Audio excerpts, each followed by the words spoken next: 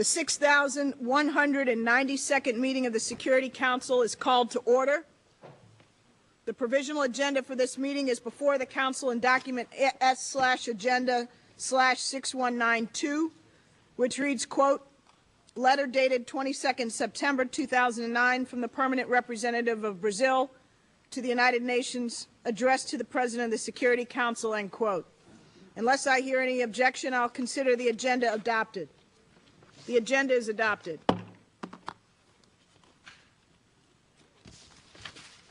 I should like to inform the Council that I've received a letter from the representative of Brazil in which he requests to be invited to participate in the consideration of the item on the Council's agenda.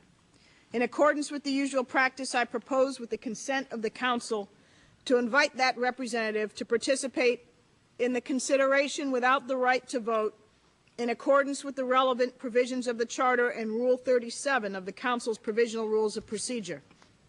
There being no objection, it is so decided. On behalf of the Council, I extend a warm welcome to the Minister for Foreign Affairs of Brazil, His Excellency Mr. Celso Luis Nunes Amorim, and invite him to take a seat at the Council table.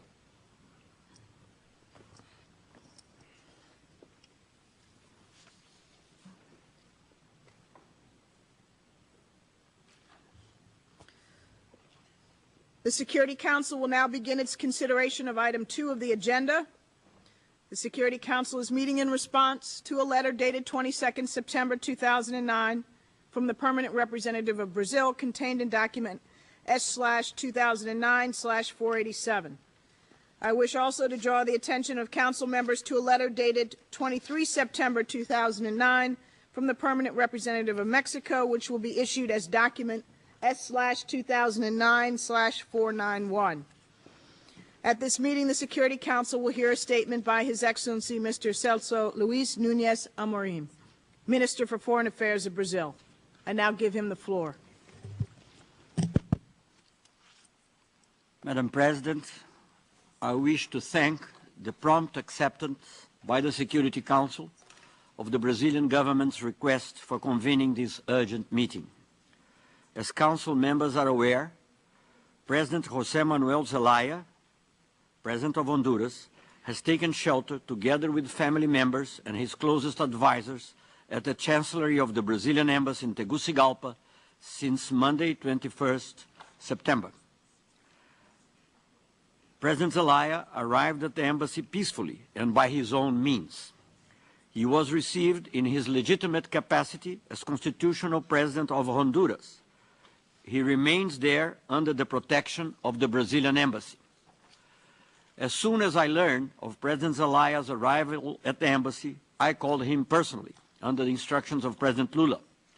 He told me that he went back to his country with the aim of returning to power by peaceful means and through dialogue. Since then, I have had no reason to put his words in doubt. Since the day the Brazilian embassy has sheltered President Zelaya at its premises, the embassy has been virtually under siege. It has been submitted to acts of harassment and intimidation by the de facto authorities. Electricity, water supply, and phone connections were cut off. Cell phone communications were blocked or interfered with. Disruptive sound equipment was installed in front of the embassy. Access to food was severely restricted at some point. The circulation of official vehicles of the Brazilian embassy was curtailed.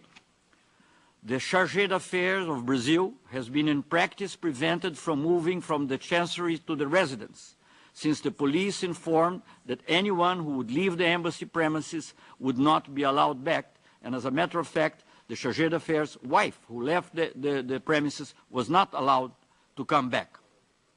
These measures by the de facto authorities clearly violate obligations under the Vienna Convention on Diplomatic Relations. I recall that the International Court of Justice has established long ago the inviolability of diplomatic missions as a standing principle of international relations to be respected in all circumstances, even in the case of breach of diplomatic relations or even in the case of war.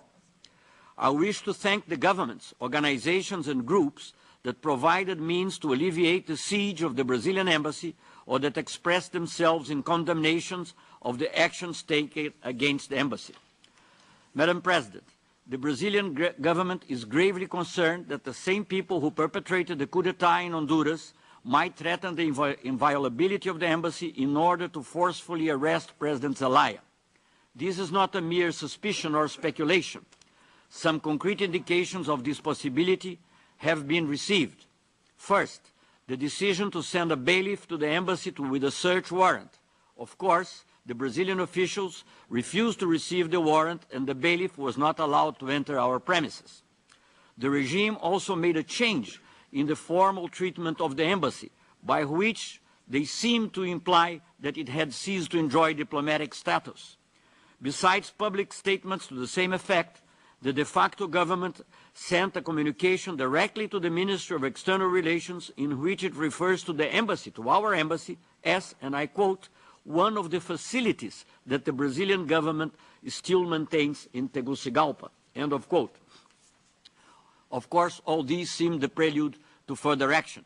In a public communiqué, the de facto authorities even tried to deny responsibility for the safety of President Zelaya and for damages to properties in the embassy neighborhood. This is in total contradiction with the Vienna Convention and more immediately with the recent ruling by the Inter-American Commission on Human Rights that the de facto government of Honduras must not threaten the safety and security of President Zelaya and of all those sheltered in the Brazilian embassy. Madam President, it is imperative to ensure that the regime in Honduras fully respects and complies with the Vienna Convention regarding the Brazilian embassy, in particular its inviolability and the security of its personnel and the people inside its premises.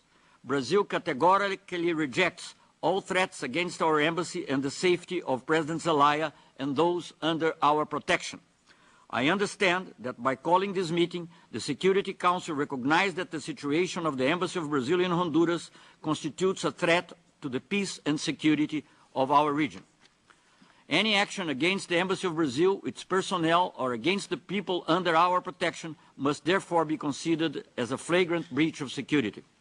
Madam President, my country supports a dialogue based on the relevant OAS resolutions and on the efforts conducted by President Oscar Arias of Costa Rica. Brazil is a firm supporter of the UN Charter. It is also a firm supporter of democracy and of the peaceful settlement of disputes. As such, it could not deny protection to a democratically elected president recognized by the entire international community as the only legitimate ruler in Honduras. A clear statement from this Council will certainly serve as a deterrence against the further aggravation of this crisis. It will also be a sign of support for the diplomatic efforts of the international community for a peaceful and speedy restoration of President Zelaya to power. We sincerely hope that today's meeting is duly understood in Honduras as a sign that acts of disrespect against the Embassy of Brazil must cease immediately. It is our opinion that the Council should remain seized of the matter as long as this doesn't happen. I thank you.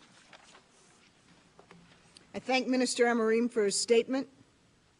In accordance with the understanding reached in the Council's prior consultations, I now invite Council members to informal consultations to continue our discussion on the subject. The meeting is adjourned.